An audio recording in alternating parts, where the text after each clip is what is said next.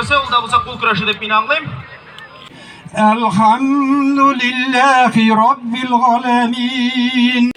Şu beyranda moto etip bayğızda yol itegen dostlarыбыз, tuğanlarыбыз bilen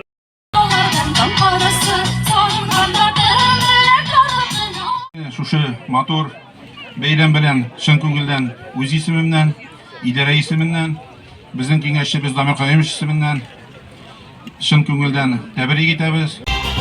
Alkışlayın. Siz bulmasanız oş qalamiz biz shahar xalqi.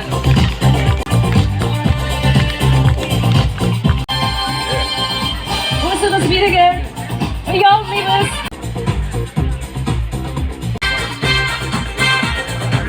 O'z o'rinlarini, ishlarini topganlar afarin.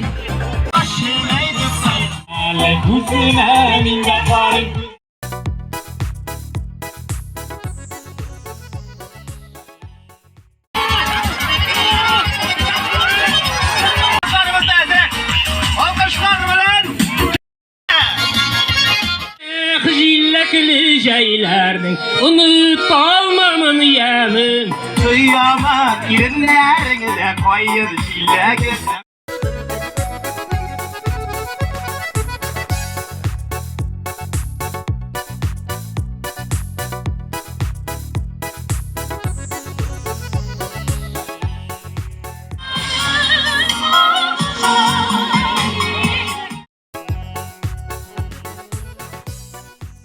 Yigitlerge bek zo'r rahmat.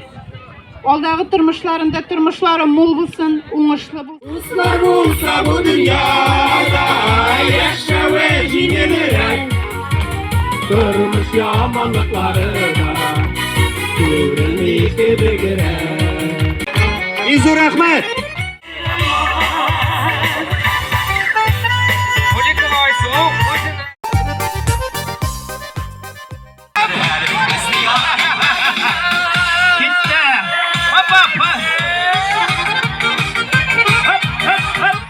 Bu abiler hazır üzeri bu ateşle kroktan çıkarmıyorlar üzerinin krogundan.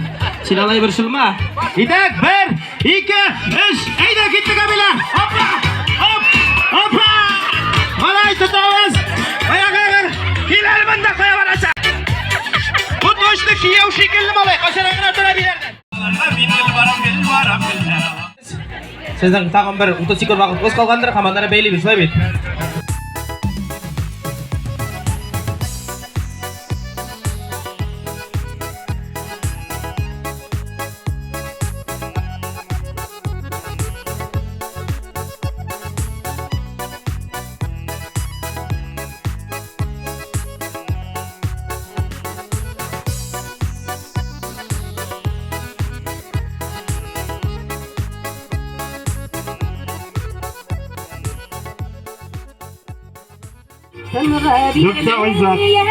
Zeketler bulet olamızda mıza gilemeyiz. Buletler olamızda gilemeyiz. Barımızda mı?